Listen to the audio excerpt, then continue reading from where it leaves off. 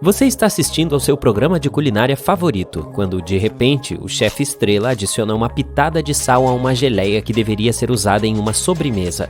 Você pega o telefone para ligar e reclamar, mas logo em seguida o chefe explica. Acontece que adicionar sal às frutas é algo comum em diferentes cozinhas do mundo.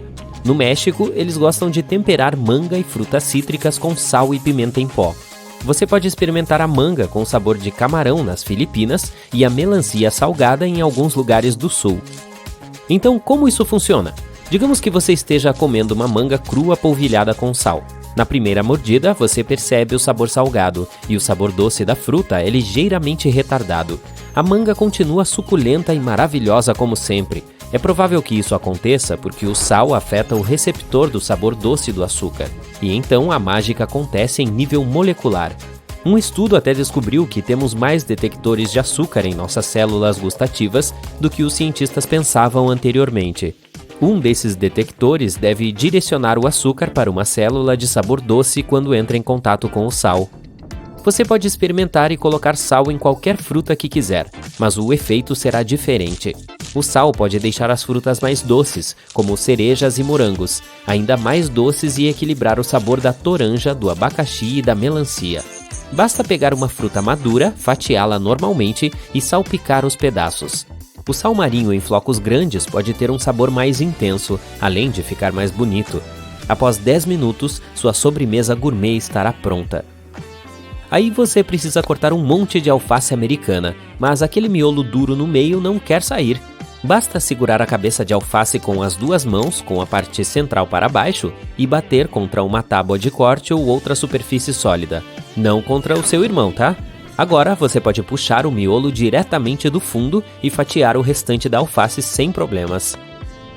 Na próxima vez que tirar a manteiga da geladeira e tiver dificuldade para espalhá-la porque, sabe como é, ela está dura como uma pedra, pegue o ralador. Com a ajuda dele, você ralará facilmente pequenos pedaços de manteiga que derreterão instantaneamente em uma torrada quente. Você também pode espalhá-los com muito mais facilidade em um pão frio sem colocar o sanduíche no micro-ondas ou esperar um pouco para amolecer a manteiga. Os padeiros profissionais aprovam essa dica e a utilizam há muito tempo. Quando você está fritando algo, primeiro aquece a frigideira e depois coloca o alimento nela, certo? Bem, essa lógica não funcionará se você quiser que o bacon fique crocante. Em uma frigideira quente, a carne cozinhará antes que a gordura possa derreter. Seu bacon ficará muito gorduroso e borrachudo. Portanto, é preciso colocar as tiras em uma frigideira fria e depois ligar o fogo médio-baixo. A gordura se desprenderá da carne e o resultado final será super saboroso e crocante. Você já experimentou ferver macarrão em uma frigideira? Sei que parece um pouco estranho, mas na verdade isso pode ajudá-lo a economizar muito tempo, água e energia. Em vez de encher uma panela enorme com água e esperar que ela ferva, coloque o macarrão em uma frigideira, cubra-o com água fria e adicione um pouco de sal. Seu macarrão estará cozinhando enquanto a água está chegando ao ponto de ebulição, portanto ficará pronto muito mais rápido do que o normal. E a água deixada na frigideira será uma excelente base para um molho, pois estará repleta de amido. Misture-a com pesto, molho de tomate e manteiga de alho. Parece que saiu direto de um restaurante gourmet. O segredo para preparar o mais delicioso e macio purê de batata é secar as batatas antes de fazer o purê. Depois de ferver, você pode colocá-las em uma panela e deixá-las em fogo baixo no fogão ou mantê-las em uma assadeira em um forno baixo. Em seguida, adicione a manteiga derretida que se unirá ao amido das batatas e só então adicione lentamente o leite. Agora o purê de batata terá a melhor estrutura e o melhor sabor possíveis. Se você já derramou lágrimas suficientes sobre as cebolas ao tentar cortá-las, esta é uma experiência obrigatória para você. Descasque as cebolas, corte-as ao meio e deixe-as na geladeira em uma tigela com água gelada por meia hora antes de começar a cozinhar. A razão por trás de suas lágrimas é o enxofre que as cebolas retiram do solo enquanto crescem. Quando você danifica as células delas, os ácidos entram em contato com as enzimas, que iniciam uma série de reações e liberam uma substância química que faz seus olhos lacrimejarem. O congelamento da cebola pode enfraquecer essa substância química. Para minimizar ainda mais esse problema, use apenas uma faca afiada para fatiar as cebolas. Dessa forma, você causará menos danos às células. É muito mais fácil descascar um abacate se você o congelar primeiro. Basta colocá-lo no freezer, esperar um tempo, depois retirá-lo e colocá-lo debaixo de água corrente morna. Agora você pode descascá-lo facilmente depois de fazer algumas incisões cruzadas. A melhor maneira de manter as ervas frescas e suculentas é armazená-las como se fossem flores. Se você não tiver um vaso do tamanho certo, pegue um frasco de vidro ou um copo d'água e encha-o com 2,5 cm de água. Agora coloque as ervas dentro dele como faria com suas rosas. Para a salsa e o coentro, cubra o frasco com um saco plástico e guarde o buquê na geladeira. O manjericão adora a luz do sol, portanto é melhor deixá-lo descoberto no balcão. Se tiver feito muito molho ou se tiver sobras em uma lata que não parecem ser suficientes para nada, você pode salvá-las da lata de lixo. Despeje o molho em uma bandeja de cubos de gelo e guarde no freezer. Agora, se precisar dar uma melhorada em uma refeição, sempre poderá adicionar alguns cubos de molho. Além disso, como bônus, o que é redundante, o molho durará mais tempo dessa forma do que na geladeira. Suas almôndegas sempre ficam com o mesmo formato e tamanho perfeitos? Então pule esta receita, mas se você for mais como eu, use uma colher de sorvete para obter a quantidade certa de sua mistura de carne moída. As bolas terão o formato ideal e seus dedos não ficarão pegajosos. A maneira mais fácil e provavelmente a mais bonita de fatiar uma manga é transformá-la em um ouriço. Lave a manga em água corrente. Não a aperte enquanto estiver fazendo isso. Agora coloque-a reta em uma tábua de corte e corte-a em 3 pedaços, de cima para baixo. Deixe o caroço achatado no pedaço do meio, pois não há muito o que fazer com ele. Agora sua manga terá 2 bochechas bonitinhas. Em seguida, faça cortes transversais e longitudinais nas partes da manga. Deixe uma distância uniforme entre as incisões e não atravesse toda a casca. Agora pressione a parte de trás da manga até que a polpa saia. Isso te lembra algo? Sim, um ouriço, daí o nome desse método de fatiamento. A etapa final será fatiar os cubos de manga em uma tigela. Depois é só comer. Este tem todo o potencial para se tornar seu novo café da manhã favorito. Você pode preparar omelete em uma caneca. Pegue uma caneca grande própria para micro-ondas e cubra o interior dela com azeite de oliva ou borrife-a com spray de cozinha. Adicione 2 ovos e uma colher de sopa de leite e misture-os com um garfo. Agora adicione sal, pimenta, queijo, vegetais e as ervas que desejar. Coloque no micro-ondas em potência alta por 30 segundos. Retire, mexa com um garfo e coloque lá novamente por mais 30 segundos. E pronto, seu café da manhã está servido. Certifique-se de usar outra caneca para o café, caso contrário você terá um mingau de café com ovos. E a receita disso eu ainda não sei te ensinar, tá? Muitas pessoas tendem a guardar diferentes tipos de alimentos na geladeira por precaução. Parece ser a decisão mais inteligente para prolongar a vida útil de um produto, mas não é tão simples assim. Para alguns alimentos, a geladeira pode ser prejudicial. Por exemplo, os molhos. Se a embalagem não disser o contrário, é melhor mantê-los fora da geladeira. Você pode colocá-los em um armário longe do forno para protegê-los das mudanças de temperatura. O pior inimigo dos grãos de café é a umidade. O óleo especial dos grãos é o responsável por aquele cheiro agradável e aconchegante do café. Quando você o coloca na geladeira, a condensação altera toda a sua estrutura celular e faz com que toda a mágica desapareça. Mas se seu objetivo é livrar-se da cafeína, talvez seja uma boa ideia armazenar seus grãos no frio. Dizem que o mel é um alimento imortal. Você pode armazená-lo quase para sempre, mas certifique-se de fazer isso corretamente. Mantenha-o em um local frio e escuro, mas não coloque na geladeira. Caso contrário, ele pode cristalizar e perder algumas de suas principais propriedades benéficas. Colocar tomates na geladeira parece bastante inofensivo, mas não é a melhor ideia. Isso fará com que eles percam seu sabor delicioso, pois o ar frio retarda o processo natural de amadurecimento. Assim, as membranas finas dentro dos tomates ficam menos suculentas. E você não quer que sua salada fique aguada e sem gosto, não é? A melhor maneira de armazenar os tomates é em uma caixa ou cesta bem ventilada em temperatura ambiente. Se quiser evitar que bananas fatiadas fiquem marrons, use um suco cítrico. Basta derramar suco de laranja ou de limão sobre as bananas cortadas. Infelizmente, esse truque só funciona por algumas horas. A maneira perfeita de armazenar o chocolate é dentro do estômago. Brincadeirinha. Mantenha-o longe da geladeira e guarde em um local fresco e escuro. Dessa forma, você não apenas protege sua sobremesa de seus colegas japês esfomeados, mas também mantém a aparência atraente do chocolate.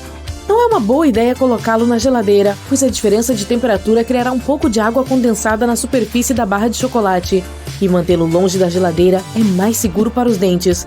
O chocolate tende a endurecer em baixas temperaturas, o que torna cada mordida mais difícil.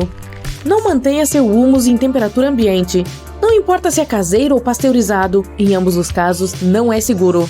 Se ele for tradicional e não tiver conservantes, sua vida útil é de até uma semana. Quanto ao hummus de supermercado fechado, você pode armazená-lo na geladeira por cerca de 3 meses e por uma semana depois de aberto. Digamos que você tenha acabado de assar biscoitos perfeitos. É hora de colocá-los em um vidro ou recipiente.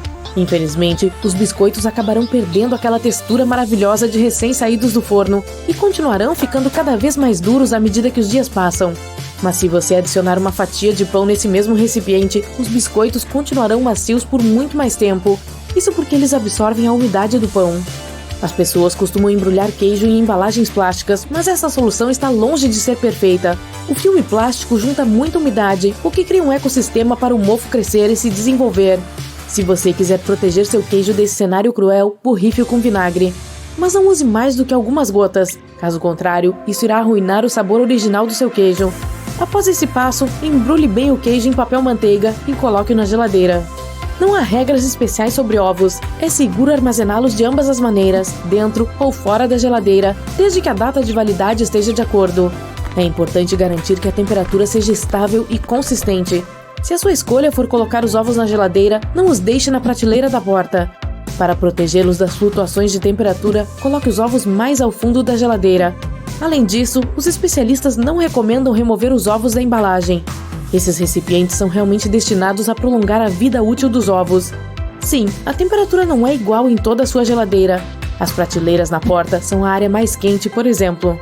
E quanto mais próxima a prateleira estiver do freezer, menor será a temperatura. Portanto, se você deseja criar uma distribuição perfeita de alimentos dentro da sua geladeira, não pule as recomendações específicas de armazenamento mencionadas em algumas embalagens. Se você guardar o pão na embalagem do supermercado, prepare-se para ver algum mofo em poucos dias. É melhor mantê-lo caixa bem fechada com um pouco de sal. Essa dica irá protegê-lo de mofar. Além disso, evite manter o pão na geladeira, pois o ar frio o deixará seco muito rapidamente. Mas, quando você precisa guardar o pão por muito tempo, pode colocá-lo no freezer. Dessa forma, ele permanecerá fresco por até 6 meses. Se você quer evitar que pepinos fatiados sequem, coloque-os em um recipiente hermético e despeje água fresca nele. Não os guarde na geladeira por mais de uma semana. Quanto a pepinos inteiros, lembre-se de que eles apodrecem no ar frio muito mais rápido do que a temperatura ambiente. Se quiser mantê-los frescos pelo maior tempo possível, guarde-os fora da geladeira. O abacate é uma fruta delicada com regras de armazenamento complicadas. Se o seu abacate estiver duro e ainda não totalmente maduro, mantenha-o longe da geladeira, pois o ar frio retardará o processo de amadurecimento. As bananas emitem altos níveis de etileno, o que ajuda os abacates a amadurecerem mais rapidamente. Então, se quiser acelerar o processo, coloque o abacate em um saco com uma ou várias bananas. Ao mesmo tempo, se o abacate estiver macio e maduro, armazená-lo na geladeira evitará que estrague. Algumas pessoas preferem embrulhar essa fruta cortada em filme plástico junto com uma fatia de cebola. Essa dica ajuda o abacate a ficar fresco por mais tempo. Outra maneira é cobri-lo com azeite de oliva. Lembre-se de que o abacate cortado pode ser armazenado na geladeira por no máximo 3 dias. Mantenha as cebolas e o alho longe da geladeira. Temperaturas baixas causarão mofo muito mais rápido. Se você quiser mantê-los frescos por um longo tempo, armazene-os em um local fresco e seco. Por exemplo, no armário da cozinha. E se você não se importa com o estilo de casa de campo na sua cozinha, amarre as cebolas umas com as outras e mantenha-as penduradas. Além disso, evite armazenar laranjas e outras frutas cítricas na geladeira. Infelizmente, as baixas temperaturas tornam essas frutas menos saborosas e menos benéficas para a sua saúde. Você pode armazená-las em uma fruteira sobre a prateleira ou na mesa da cozinha. Não se preocupe, isso não vai acelerar o apodrecimento delas. Assim como muitos outros vegetais, as berinjelas não gostam de baixas temperaturas. Na geladeira, elas ficam macias e perdem suas boas propriedades bem mais rápido. Mantenha esses vegetais longe da luz solar direta, em algum espaço seco e a temperatura ambiente. Se você cortou uma maçã, mas não quer comê-la imediatamente, aqui vai uma dica. Coloque um elástico ao redor das fatias para mantê-las juntas. Isso evitará que a maçã fique marrom. Essa fruta permanecerá fresca e crocante por até um mês inteiro quando armazenada em um saco resistente à umidade na geladeira. É aconselhável evitar lavar as maçãs antes de armazená-las, pois pode causar deterioração. Nunca coloque azeite de oliva dentro da sua geladeira. Se você já cometeu esse erro antes, provavelmente notou aquelas coisas brancas estranhas dentro do óleo. Não se preocupe, não é tóxico. De fato, baixas temperaturas na geladeira causam a condensação da água que se parece com impurezas desagradáveis. É melhor manter o azeite à temperatura ambiente e longe da luz solar direta. Melancias e melões mantidos à temperatura ambiente contêm mais nutrientes benéficos e antioxidantes em comparação com aqueles mantidos na geladeira. Mas depois de cortar a melancia, é melhor guardá-la no refrigerador. Use filme plástico para cobrir bem o lado cortado e substitua-o sempre que cortá-la. Além disso, você pode cortar seu melão ou melancia em fatias menores e armazená-las em um recipiente hermético na geladeira por até 1 semana. Congelar o gengibre permitirá que você o mantenha fresco por 2 a 9 meses sem perder a qualidade. Você também pode ralar com antecedência para consumir 1 colher de cada vez. Isso vai economizar seu tempo, especialmente naqueles dias agitados em que você precisa preparar algo rápido.